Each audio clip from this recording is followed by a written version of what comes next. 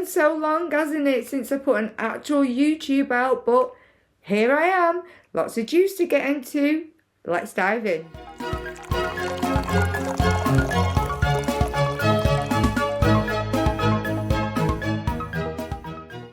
Everything I talk about in my videos is my opinion only, so sit back, relax, grab yourself a cuppa or a drink of your choice and enjoy. I'm so sorry about the different setup, but you know I'm doing the house up and everything. I will get it better, I promise, guys. So anyway, firstly I wanted to go into Haz's biggest loss that he had today, which was, well, here on the BBC report. So as you can see on this BBC News report, Prince Harry loses legal challenge over security he receives when in the UK. Yay for that! So, Prince Harry loses Court of Appeal challenge over the level of security he receives while in the UK. The Duke of Sussex, dyslexia. The Duke of Sussexes, tongue-tied as well, the Duke of Sussex's taxpayer-funded protection was downgraded in 2020 after he stopped being a working royal. Fair, you know. He appealed, arguing that he was singled out, he's always singled out, isn't he, for different and unjustified inferior treatment, but 3 judges at the Court of Appeal rejected this. Yay for that. Anyway, so Judge Sir Geoffrey Voss says the Prince's team presented a powerful and moving argument, but he could not say the Duke's sense of grievance translated into a legal argument. So, facts and fair. I mean, it should have never have come to this anyway. He's wasted so much of his money on this, and it's embarrassing. It's another embarrassment for the Sussexes, another loss for the Sussexes. It's so embarrassing. So I knew he wouldn't get it. I knew he wouldn't. I mean, it's the entitlement of it. And they don't want it for security. They want it for status. That's it. And the UK's dangerous. Guns aren't even legal here. What are they talking about? They don't want to bring the kids to the UK because it's dangerous. And they literally live in California. Okay. Please make that make sense, please. So, of course, he's done a little interview, as he does after his court cases, and I thought we'd watch it together. See a world in which I would be bringing my wife and children back to the UK at this point, and the things that they're going to miss is, well, everything. You know, I love my country. I always have done, despite what some people in that country have done. Okay, Haz, I'm going to stop you right there. Who are you talking about when you say some people in that country? Are you talking about the public? Are you talking about your family? Are you talking about the media? What are you talking about? What are you talking about? Anyway, continue with your spiel. So, you know, I miss the UK. I miss parts of the UK, of course I do. And I think it's really quite sad that I won't be able to show, you know, my children my homeland. This is the other thing that they're doing that I can't bear, is dangling them kids for manipulation purposes over the royal family. I can't stand it. They're always talking about, we can't bring our kids over to the UK, it's too dangerous. We can't bring our kids, it's too dangerous. Maggie Poos, I won't bring my children, it's too dangerous. You live in California. I mean, it's just like, guns are not legal here, as I've said. It is not that much of it's not a dangerous country. Come on. I mean... God, it's just a manipulation tactic, and because narcissists don't like that, Maggie Poos will not like that she's not getting a reaction from the royal family, so therefore she's now using the children, and it's disgusting. There is a lot of control and ability in in my father's hands. Ultimately, this whole thing could be resolved through him, not necessarily by intervening, but by stepping aside, allowing the experts to do what is necessary and to carry out an RMB. That said, this all was initiated under a previous government. There is now a new government. I have had it described to me, once people knew about the facts, that this is an good old-fashioned establishment stitch-up, and that's what it feels like. There have been so many disagreements, differences between me and some of my family. This current situation that has been ongoing for 5 years with regard to human life and safety is the sticking point. I'll stop you there again. It's nothing to do with security why King Charles and Prince William, etc., aren't tolerating you and your wife at the minute. Is because you branded them racist. You branded your father and your sister-in-law racist. That is the worst thing you can call people if they are not one, and they aren't. So don't make it they're not speaking to me because of this security stuff. No, you have trashed them. You and your rabid wife have trashed them like, I can't even think of the right word, but you've just trashed them so much, and that is why they won't tolerate you. Not just because of the security. My God. It is the only thing that's left. Of course, some members of my family will never forgive me for writing a book. Of course, they will never forgive me for lots of things. But, you know, there is. I would love reconciliation with my family. There's no point in continuing to fight anymore. As I said, life is precious. I don't know how much longer my father has. He won't speak to me because of this security stuff. But it would be nice to reconcile. As I learned through the First Nations throughout Canada, because of the Invictus Games, their goal in life was always truth and reconciliation. And I turned around to them in many conversations and I said, right, but reconciliation can't come without truth. Well, I've now found out the truth. I've shared some of it with you today. A lot of it exists out there, whether people choose to ignore it or not. So it would be nice to have that reconciliation part now. If they don't want that, that's entirely up to them. So watching that, he's desperate to get back to the UK. Desperate to get back in with his family. But he knows he's gone too far. He knows he's done too much. He knows he's gone with his, like I say, his rabid wife to LA and just trashed his family, like, completely. And I don't know what, like, this, I don't know what truth he's on about. I don't understand any of that. You know, when they talk all these buzzwords, you have to find truth and stuff. I don't understand any of that. But to me, it seems he's dying to get back to the UK, dying to get away from her, and dying to get back into the royal fold. That's what I got from that interview. Totally. But please do drop in the comments if you think otherwise.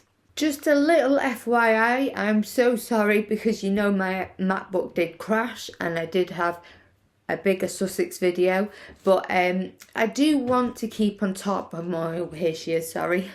I do want to keep on top of more of what's going on, you know, now, rather than delving into the past, which is what I've done, you know. So yeah, so that's why my content is a bit more what's going on now, and that's what I'm going to be doing from now, if you know what I mean. So let's talk about Miss Markle now, our Meggie Poos. So she's exploited her non-existent HRH title. Again, so embarrassing. So we have a Mirror article here. So it says, Meghan hits back in a controversial row over HRH title after agreement with the Queen. So Meghan Markle sparked a row by appearing to use her HRA title on a card sent to a friend in a gift basket, despite her and Prince Harry saying they would no longer use the style. And now representatives for Meghan have responded. Not much is really said in this article, to be honest, but here is the very picture that she was caught red-handed exploiting, or not really exploiting if that's the right word, using a fake HRH title, Her Royal Highness. You are no Royal Highness, Meggie Poos. You are no princess, and them titles will be stripped from you very, very soon. You mark my words. I mean, who does she think she is doing that? I mean, it just takes narcissism to a whole new level, doesn't it? It really does. I mean, just look at it with the calligraphy writing and all this. It's like she's trying to play house or something. It's like, I just don't know what goes through her head. I really don't. But it's fascinating. So before I go into the latest swipe towards the royal family, that from Meggie Poos, of course, she did send a box of little treats to King Charles from As Ever. At least I can pronounce it now, you know. I couldn't pronounce ARO at all. But yeah, she sent him a box of mouldy jams, something like that. Did she think that would fix everything? You know? So on one hand, she's sending him all this stuff, and on the other hand, she's making swipes at the royal family. So this swipe to the royal family was when she went on to the podcast with Jamie Kern-Lima, who is the co-founder of It Cosmetics and a friend of Meggie Poos, apparently. So she says, quote, "You have to imagine, at the beginning it's all butterflies, but then we immediately went into the trenches together, right out of the gate, like 6 months into dating." I'll stop her there.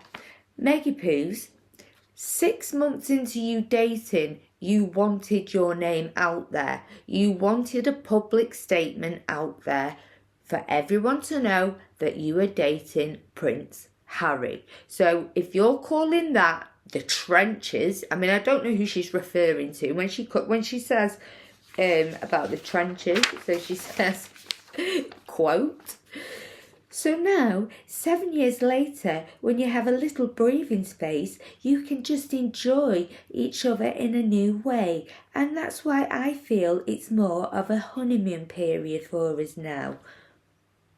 Insert huge eye roll. I mean, honeymoon period? I would call it a 7-year period of sheer embarrassment. But if you want to call it that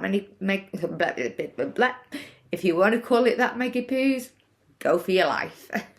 So the next swipe, which is a very subtle one in the final episode of With Love Meghan, where Has actually appears on that one to support her, but his mug wasn't very happy, was it?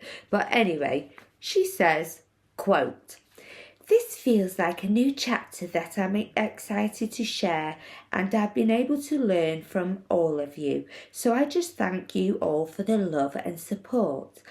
All of you that's part of the creativity I've missed so much. So thank you for loving me so much and celebrating with me." Oh my word, that is so... Who would say that? Who would ever say that? You know, thank you for loving me. And I can't deny the fact that you like me right now. You like me. You know what I mean?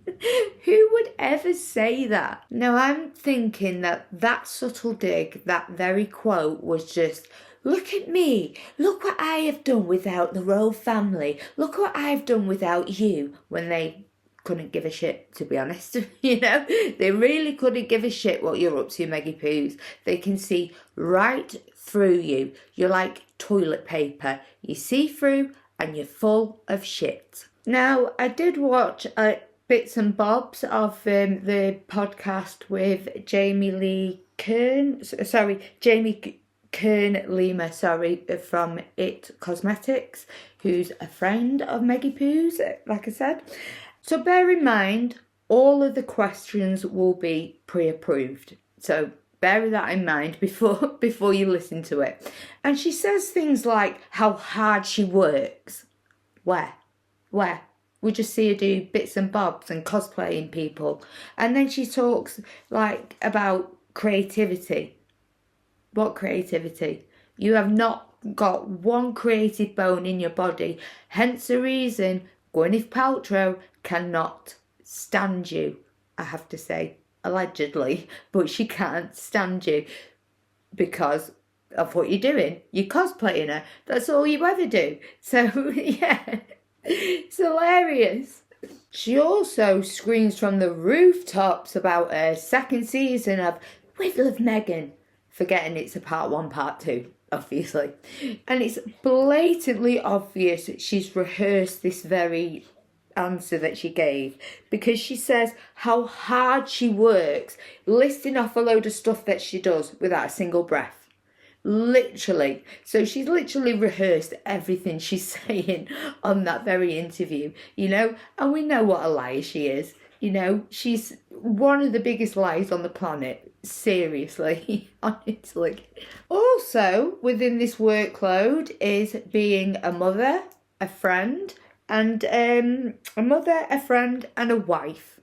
Okay, you could say being a mother is work. A friend and a wife? That's your job? That's work, is it? Okay.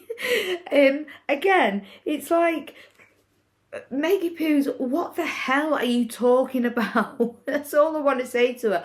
What are you talking about? You know, are you okay? I just want to say that to her. Like, honestly. And she really doubles down on how in love her and Haz is. Really doubles down on that. And we all know that divorce is on the cards very, very soon.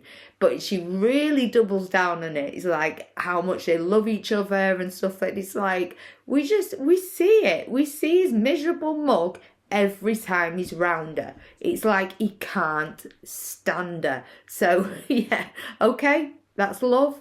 All right. You know?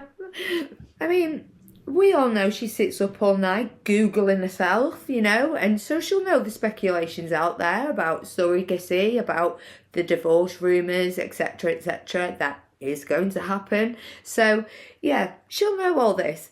So that's it for me today, guys. Please subscribe and ring that notification bell if you've enjoyed my content today, and check out my previous content as well.